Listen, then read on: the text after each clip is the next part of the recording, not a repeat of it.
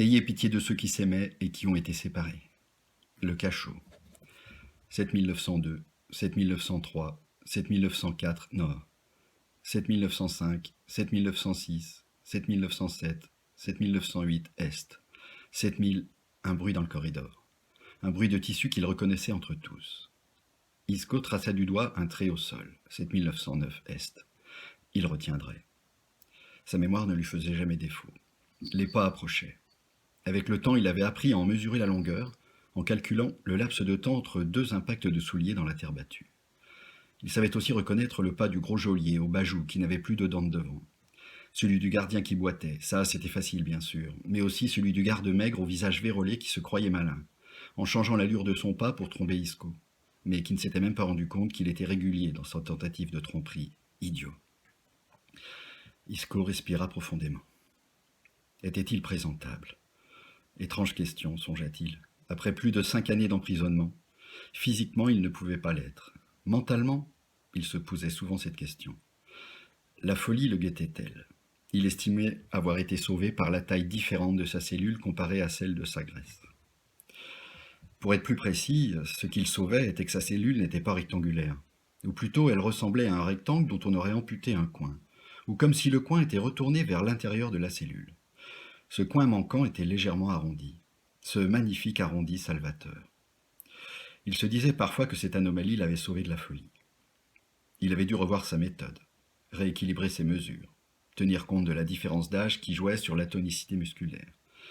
Tout cela l'avait occupé longtemps, à tracer des angles, fabriquer un cadran solaire grâce à la lumière qui pénétrait par la grille située dans la partie supérieure du mur sud, une chance. Ainsi, il avait pu suivre les lunes, les saisons, les solstices, la durée des jours, et compter toujours et encore. Non, décida-t-il. Côté santé mentale, il tenait encore. Pour le physique, en revanche, les pas s'étaient arrêtés devant la grille de sa cellule. Il lui tournait le dos, respirant lourdement, fixant la petite grille. Il hésitait à lui faire face. Ses visites hebdomadaires le maintenaient pourtant en vie. Il frotta son visage barbu et broussailleux de ses mains amaigries et se tourna. Il se força à sourire pour adoucir son regard brûlant. Anna tendit les mains à travers la grille. Elle faisait toujours un effort de toilette devant lui, avant de lui rendre visite. Aujourd'hui, comme la semaine dernière et comme la semaine précédente, il la trouva désirable, toujours aussi belle. Elle se parfumait pour lui, délicatement, sachant que sa fragrance masquerait quelques dizaines de minutes après son départ les remugles de sa cellule. Le geôlier, le gros au bajou, restait là-bas, au pied des marches, à fumer sa longue pipe. Elle portait magnifiquement bien les années. Les rides causées par les soucis donnaient du caractère à son visage déterminé qui conservait, dès qu'elle souriait, comme maintenant, un air espiègle et enjoué. Aujourd'hui, c'était différent. Tu as l'air soucieux. Des mauvaises nouvelles? Est-ce que Aslak, Ayla? As-tu des nouvelles de Marcus? Anna déposa un doigt sur ses lèvres. Leurs mains se touchèrent à travers la grille, puis leurs lèvres. Isco passa ses mains sur ses paupières mi-closes, les ailes frémissantes de son nez, partout. Leur rituel. Elle se laissait faire tremblante, tendue vers lui, il parcourait tout son visage, sentant chaque repli, chaque délicatesse, capable, avec le temps, d'en dresser la carte parfaite, comme s'il avait parcouru monts et vallées sur des territoires d'Argeplog. Ses doigts effleuraient son cou, taquinaient le menton pointé vers lui, couraient le long de sa gorge. Sa respiration s'accélérait, la sienne, les leurs. Anna était revenue la semaine suivante, et la suivante encore. Isco acceptait difficilement de savoir qu'elle retrouvait le soir le lit du désormais évêque Pontanus, dans le palais d'Ekblad. Après la mort de Léna, Pontanus n'avait rien changé à ses habitudes. Il avait remplacé Léna par Anna, et tout avait continué comme avant. « Comment supportes-tu » Elle lui passa encore la main sur la joue. « Mon beau catholique, tu ne cesseras donc jamais de demander... Et les enfants de Léna ?» Mais épouser cette pourriture...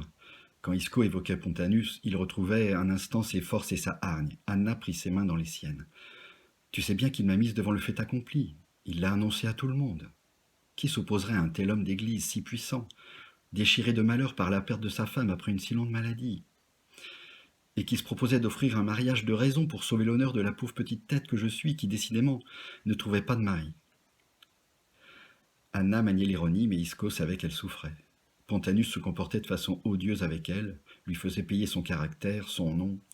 sa sœur qui avait toujours été hautaine avec lui, sa relation avec Isco, sans pour autant l'empêcher. Ils nous manipulent tous les deux. Mais dans quel dessein? Isco se posait la question depuis son arrestation. Après la mort d'Ivargroup, des années sans réponse, Pontanus ne lui avait pas rendu visite une seule fois depuis qu'il purgeait sa peine de prison à Stockholm. La dernière fois qu'il s'était vu, Isco, enchaîné, avait été traîné au pied du pasteur de Stockholm. Pontanus lui avait signifié sa peine, c'est tout. 10 ans d'enfermement pour le meurtre d'un officier royal suédois. Vous sauvez votre tête, lui avait dit Pontanus, estimez-vous heureux. Vous le devez au service rendu. Isco avait compris. Même Pontanus, tout puissant qu'il était, avait besoin de savoir d'Isco. Ambrosius Burman l'en avait convaincu. Votre bon ami a plaidé votre cause avec tant de cœur, c'était touchant. Mais racontez-moi donc ce pauvre Krub. Comment il a pu tomber sous vos coups? À Anna, il l'avait raconté. Pendant 10 jours, il avait parcouru des centaines de lieues à traîneau à Rennes pour ramener le corps de Saccard. Il l'avait déposé sur la montagne rouge sous un tas de pierres face à son mont sacré. Ainsi, il pourrait se réveiller tous les matins avec la vue sur sa montagne entourée des esprits des siens. La suite, Isco l'avait rapporté à Anna, la première fois où elle avait pu venir le voir, 6 mois après son emprisonnement, transpirait de colère et de revanche. Avec Eret, Ayla et Aslak, ils étaient retournés à Archplog, comme le petit Aslak l'avait voulu. « J'entends mon père qui le commande », avait dit le jeune garçon, avec cet air si sérieux qu'il le quittait rarement. Plus tard, quand Krub, l'âme damnée de Pontanus, a tenté d'entraîner Ayla pour abuser d'elle, j'ai transpercé sa poitrine d'un coup de harpon. Anna lui avait pris les mains. J'ai ordonné à Ayla de fuir avec Aslak dans la montagne, de suivre Eret. Je lui ai donné mon pendentif, et j'ai protégé leur fuite. « Fin de la visite !» cria le gros Bajou. « Allez au fond de ta cage, le papiste !» Ils restèrent un moment front contre front. Isco lâcha la main d'Anna. Elle caressa une dernière fois son visage. Isco ferma les yeux, se tourna face à la petite grille dans le mur sud, se concentra sur l'empreinte sonore mourante de la robe d'Anna. Il reprit sa place. 7909, 7910, 7911, 7912. Et voilà.